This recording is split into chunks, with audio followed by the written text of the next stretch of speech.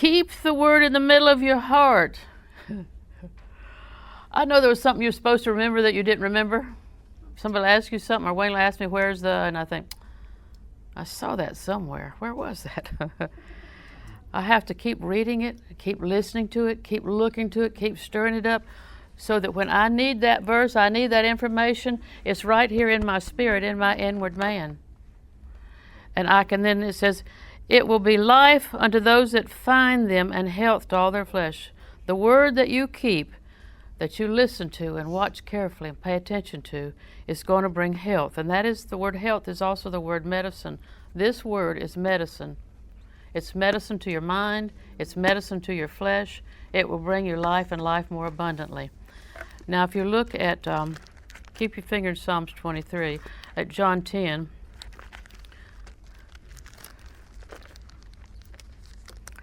Verse 10, the thief comes not for to steal, kill, and to destroy. You need to determine if what you're watching, what you're reading, what you're listening to, the activities you have are stealing from you. They might be. I'm come that they might have life, and they might have it more abundantly. I'm come that they might have life, and they have it more abundantly. You know what abundant life is? Let me tell you, that's when somebody mows your yard, cut down all your dead shrubbery. Did you have dead shrubbery? We had 5 acres of lots of dead shrubbery.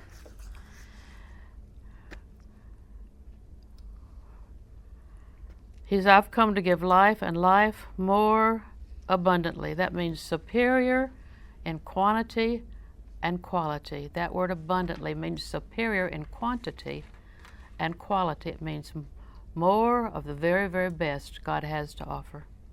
The very, very best. One translation says, better life than you ever dreamed of. He came to give you a life that was better than you dreamed of. The other translation that I like, the Passion, says, more than you expected. Life in its fullness until you overflow.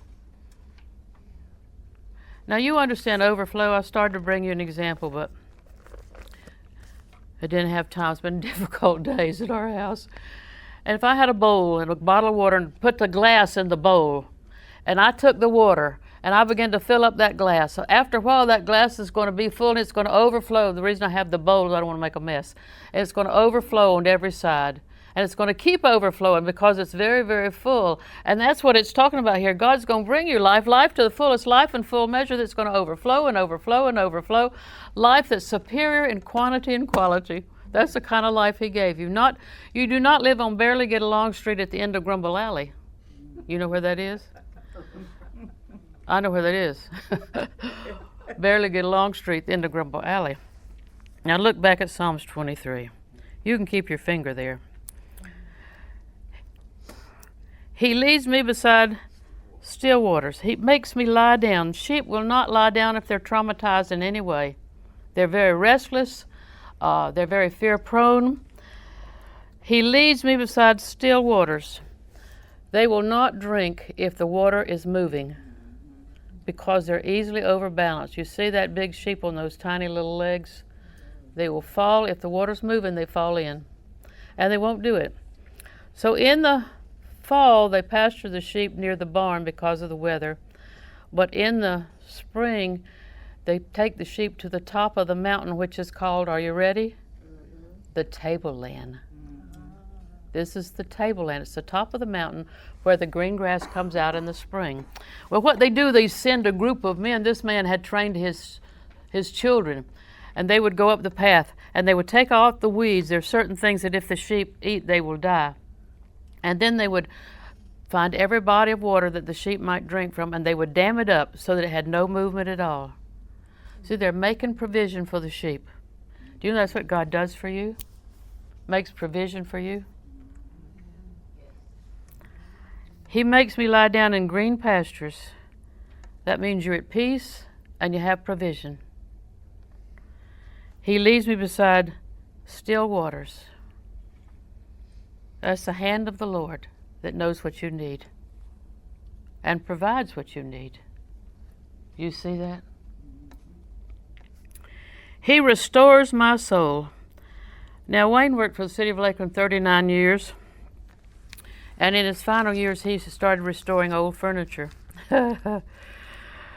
We found this piece of furniture I really wanted, and it was very expensive. We didn't pay, Wayne can put junk back together, and so we didn't pay very much for furniture, but this was one I really wanted, and it was a little more expensive than they would ever pay, but he decided we'd have it. And I think we paid over $300. I'm talking about junk furniture. It's like $60. You know, that's what we did. Because Wayne can fix it. And it wasn't any time later before we found one that was just absolutely falling apart. That was dirt cheap. This is what we usually buy. But Wayne Combee can fix it. And the reason I liked it was a little bit bigger. These were dining room pieces that you could put in your bathroom because they had drawers, you know, and you could cut a hole for the sink, and Wayne can do all that. And so we bought the junk. We would have bought the junk first, but we didn't find it first.